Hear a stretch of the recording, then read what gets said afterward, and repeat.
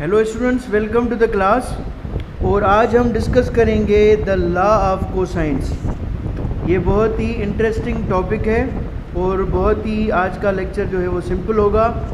और ये topic chapter 2 scalars and vectors से रिलेटेड है और आज हमारा लेक्चर नंबर जो है वो 16 है। तो आइए स्टार्ट करते हैं। अगर हम बात करें कोसाइन लॉ की, ठीक है, तो कोसाइन लॉ को हम जो है वो कोसाइन रूल भी कहते हैं। The law of cosine also called the cosine rule is very useful for solving triangles. ठीक है, तो कोसाइन जो लॉ होता है ये आपके ट्राइंगल्स के ऊपर जो होता है अप्लाई होता है। और इसकी कौन सी कंडीशन होती हैं, तो इसकी दो कंडीशन है, वो नेक्स्ट स्लाइड में डिस्कस करेंगे। ठीक है, तो पहले मैं डिस्कस करता हूँ। आपने पैथागोरस थ्योरम पढ़ा होगा। पैथागोरस थ्योरम होता है equal A square plus B square equal to the C square. और आपका Pythagoras theorem only for right angle triangles जो होता है वैलिड होता है। तो पैथागोरस में आप क्या करते हैं, जब आपको टू साइड्स गिवन होती हैं तो आप क्या करते हैं, किसी भी ट्राइंगल की जो थर्ड साइड होती है वो इजीली मालूम कर लेते हैं। ठीक है, लेकिन जो आपका कोसाइन लॉ होता है उसमें आप किसी भी टाइप का जो ट्राइंगल है उसकी जो कंडीशंस हैं उनमें आप उनकी साइड्स की मेजरमेंट एंड एंगल्स जो होती हैं वो मालूम कर सकते हैं। तो आपका कोसाइन रूल जो होता है ऑल ट्राइंगल्स के ऊपर जो है वो अप्लाई होता है। तो इसकी हम कंडीशंस पढ़ते हैं, केसेस पढ़ते हैं। ठीक है, तो the law of cosine when to use, हम इसको कब इस्तेमाल करते हैं, इसकी अब हमें कब ज़रूरत जो है वो पड़ती है। The law of cosine is useful for finding. ये जो लॉ होता है हमारे लिए बहुत ही यूज़फुल होता है। कब, इसकी फर्स्ट जो केस है वो ये है, the third side of a triangle when we know two sides and the angle between them। इसकी फर्स्ट केस ये कहती है कि हम किसी भी ट्रायंगल की एक साइड की लेंथ को डिटरमाइन कर सकते हैं जब हमें टू साइड्स क्या हो, नोन हो, हमें मालूम हो और उनके दरमियान जो एंगल है वो भी हमें मालूम हो, तो हम क्या कर सकते हैं, थर्ड साइड मालूम कर सकते हैं according to the law of cosine. उसके अलावा इसका सेकंड केस ये होता है, the angles of a triangle when we know all the three sides it works for any triangle. अगर आपके पास कोई ऐसा ट्रायंगल है जिसकी आपको तीनों साइड्स जो हैं वो उनकी लेंथ आपको अगर नोन है, तो आप उनमें से किसी भी साइड की जो एंगल है वो क्या कर सकते हैं, मालूम कर सकते हैं। तो पहले मैं डिस्कस करता हूँ फर्स्ट केस को। ठीक है, तो फर्स्ट केस में क्या है, to determine third side of a triangle when we know two sides and the angle between them. जब हमें पता होता है दो साइड्स का और उनके दरमियान एंगल का। ठीक है, तो यहाँ पे आप फिगर देख सकते हैं। ठीक है, यहाँ पे हमें जो है वो बी साइड गिवन है, उसका वैल्यू है आपके पास जो है वो 8। ठीक है, और इसी तरीके से आपके पास बी साइड 11 है और आपके पास जो ए साइड है उसका वैल्यू 8 है। तो इसी तरीके से आपके पास यहाँ पे जो सी की एंगल है वो 37 है। तो यहाँ पे आप जो है वो मालूम कर सकते हैं कोई भी साइड। अगर सपोज़ कर लीजिए हमें सी साइड मालूम करनी है तो हम किस तरीके से जो है वो इसको डिटरमाइन करेंगे, तो आइए स्टार्ट करते हैं।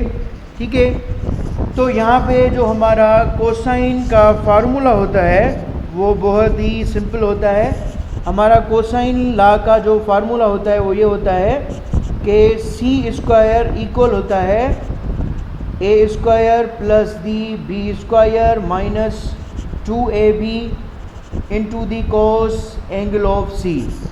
ठीक है, अगर आपको यहाँ से अगर आप सी से स्क्वायर मूव करते हैं तो आप इस साइड पे जो है वो अंडर रूट दे सकते हैं। तो ये इक्वल हो जाएगा a square plus B square minus 2ab cos angle c. ठीक है, अब यहाँ पे आप वैल्यूज़ पुट कर सकते हैं। आप देख सकते हैं कि पहले मैं आइडेंटिफाई करता हूँ यहाँ पे आप मैथमेटिक्स में पढ़ चुके हैं कि किसी भी साइड की एंगल की जो फ्रंट वाली साइड होती है उसको हम क्या कहते हैं, उसकी साइड। तो यहाँ पे ए की वैल्यू क्या है, 8 है, और इसी तरीके से बी की वैल्यू क्या है, हमारे पास 11 है, और हमारे पास सी की एंगल कितनी है, वो है 37। तो हम इस फार्मूला के अंदर पुट करके यहाँ पे जो सी है, सी साइड, इसकी यहाँ पे ये जो आप सी साइड देख रहे हैं, इसकी हम लेंथ जो है वो डिटरमाइन कर सकते हैं।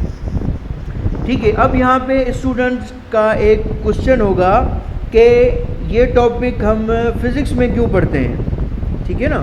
तो फिज़िक्स में आप ये टॉपिक इसलिए पढ़ते हैं जब आपको टू वेक्टर्स का मैग्नीट्यूड दिया जाता है, टू वेक्टर्स मैग्नीट्यूड आपको मिलता है, और उनके दरमियान अगर आपको एंगल भी मिलती है तो आप क्या मालूम करते हैं, उनका रिजल्टेंट जो है वो कोसाइन रूल के थ्रू क्या करते हैं, डिटरमाइन करते हैं। तो इसकी ये इम्पोर्टेंस है। और कोसाइन लॉ ओनली वैलिड है फॉर 3 वेक्टर्स, ये जहन में रखें। 3 वेक्टर्स के लिए ये क्या है, वैलिड है। मींस आपको आपके 2 वेक्टर्स होंगे जिनकी एडिशन होगी और थर्ड वेक्टर आपका होगा रिजल्टेंट। तो आइए इसमें वैल्यूज़ पुट करते हैं। अंडर रूट सेम, ए का वैल्यू कितना है 8, इसका स्क्वायर, प्लस बी का वैल्यू कितना है 11, इसका स्क्वायर, माइनस 2, ए की वैल्यू कितनी है 8, बी की वैल्यू कितनी है 11, कोस एंगल कितनी है 37 डिग्री। तो जब आप इसको कम्प्लीटली सॉल्व करेंगे तो आपकी जो साइड है सी, उसका ऑलमोस्ट वैल्यू आ जाएगा 6.67। ठीक है, तो ये आपका वैल्यू सेंटीमीटर में भी हो सकता है, मीटर्स में भी हो सकता है। वो डिपेंड कर रहा है कि आपको दूसरे नॉन वैल्यूज़ के जो है वो लेंथ जो है वो कितनी गिवन है। ठीक है, तो ये था इसका फर्स्ट केस। उसके बाद हम इसके सेकंड केस का जो है वो जायज़ा लेते हैं। तो सेकंड केस होता है इसका, ये भी बहुत ही इम्पॉर्टेंट होता है। इसमें क्या होता है, the angles of a triangle when we know all the 3 sides. इसमें क्या होता है, हम एंगल्स को डिटरमाइन कर सकते हैं जब हमें किसी भी ट्राइंगल का की जो तीनों साइड्स होती हैं उनकी लेंथ मालूम होती है।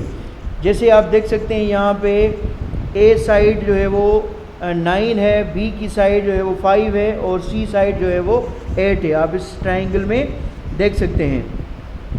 ठीक है, तो ये आपकी ए का फ्रंट जो है वो क्या हो गया 9।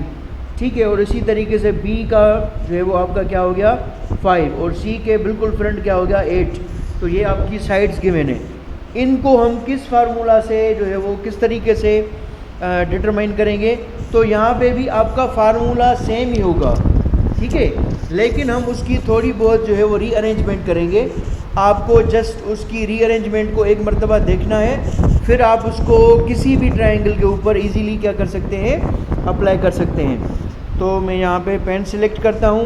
तो कोसाइन लॉ में हमने पढ़ा है कि सी स्क्वायर मीन्स जो थर्ड साइड होती है वो इक्वल होती है a square plus B square minus 2ab into the cos angle of सी।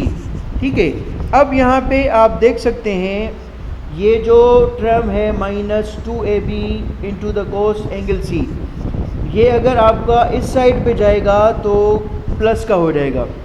ये आप जानते हैं मैथमेटिकल जो है वो रूल होता है। तो हम इसको इस तरीके से लिख सकते हैं और ये पॉजिटिव हो जाएगा।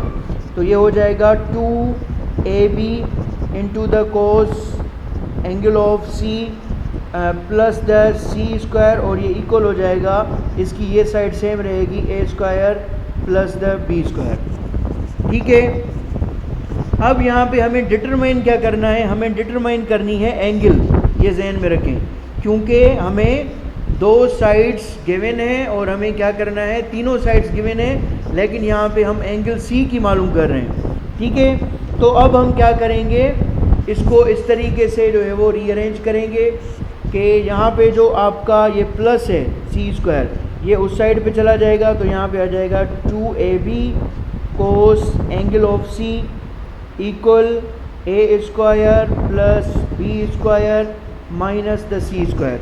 ठीक है, आप यहाँ पे देख सकते हैं ये जो सी स्क्वायर है ये मैंने इस साइड पे मैं लेके गया हूँ, तो ये माइनस का हो गया है। ठीक है, तो अब यहाँ पे आपको कोस एंगल सी डिटरमाइन करना है, तो माइनस 2ab यहाँ पे मल्टीप्लाई हो रहा है तो वहाँ पे जाके क्या करेगा, डिवाइड करेगा। तो cos angle of C equal हो जाएगी a square plus B square minus the c square divided by the 2ab। अब यहाँ पे इसके अंदर आप वैल्यूज़ क्या कर सकते हैं, पुट कर सकते हैं। मैं सेकंड स्लाइड पे जाता हूँ, ठीक है।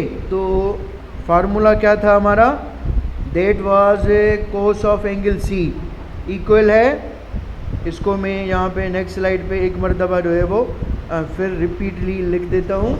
तो कोस ऑफ एंगल सी आपकी इक्वल हो जाएगी a square plus B square minus the c square and divided by 2ab के, ठीक है। तो यहाँ पे आप इनके वैल्यूज़ पुट कर सकते हैं। ए का वैल्यू है आपके पास 9 इसका स्क्वायर प्लस बी का वैल्यू होता है 5 इसका स्क्वायर माइनस उसके बाद 8 इसका स्क्वायर एंड 2 ए का वैल्यू है आपके पास 9 एंड बी का वैल्यू है आपके पास 5। तो जब आप इसको कम्प्लीटली सॉल्व करेंगे इस फार्मूला को, तो जो आपकी एंगल होगी सी वो आपकी ऑलमोस्ट इक्वल हो जाएगी 62.2 डिग्री के, ठीक है। ये आपकी एंगल किस चीज़ के इक्वल हो जाएगी, 62.2 जो है वो डिग्री के।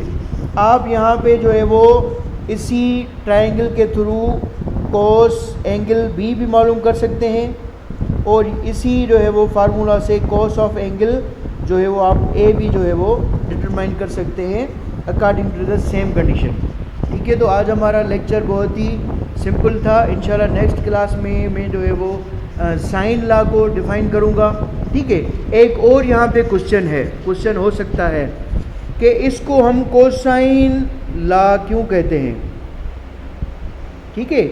Why it is called the cosine law, क्योंकि इसके अंदर जो आपकी एंगल होगी वो कास होगी, ठीक है। इसीलिए हम इसको क्या कहते हैं, कोसाइन लॉ कहते हैं या कोसाइन रूल कहते हैं। इसके अंदर साइन एंगल यूज़ नहीं होगी, इसके अंदर आपकी कोस एंगल जो है वो यूज़ होगी, इसीलिए हम इसको क्या कहते हैं, cosine law. Thank you, have a nice day.